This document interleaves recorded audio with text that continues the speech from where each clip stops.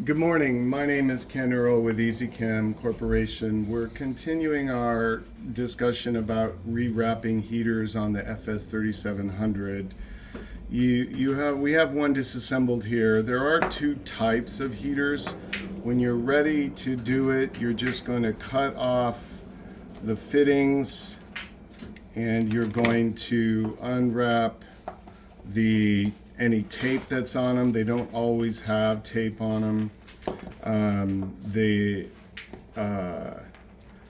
These units are nice. This is a novel heater. It's very nice. The sensors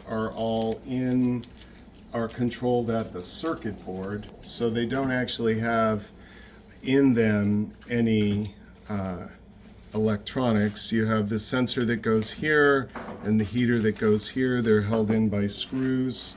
The two types, this one just has one screw that does them both.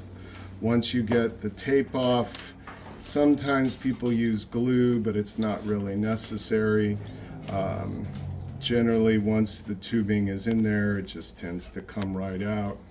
They do have holes in them, and the different types of heaters have different kinds of holes. You don't have to go through the hole. I'm just going to show you on this one.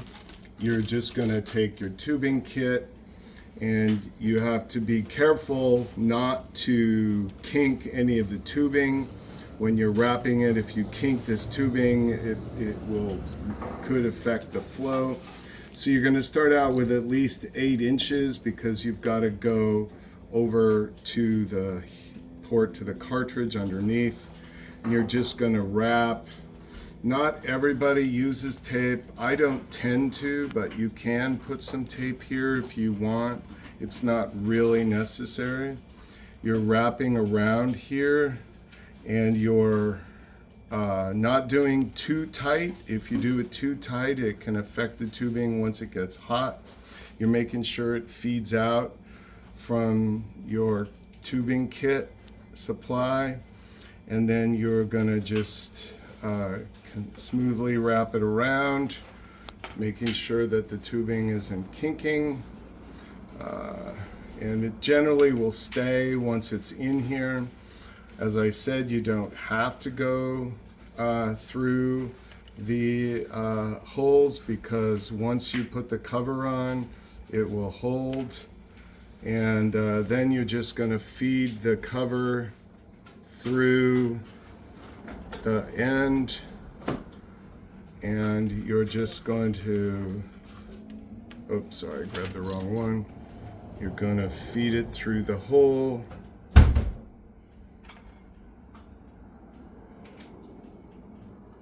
and then just push it over, bring it all the way up. You can remove the tape if you want. It's not really necessary. You just want to make sure that it's not pinched over the edge. And then here, you just want to make sure that it feeds out on the side. And that's really all that's necessary on these. It can even come out a little bit. It's fine. And then when you're finished, you're just going to put the sensor and the heater back in, and you're going to screw them back in, and then these go over to the ports. You reattach. Be especially aware that these brackets have a bigger side on the sensor plug, and you put this in the heater channel that you're in, and you've just rewrapped the tubing on the heater. The heater is good to go. The control is all in the circuitry of the unit, so you don't have to worry about this, and you have all new tubing. Thank you very much, and be sure and let us know if you have any questions.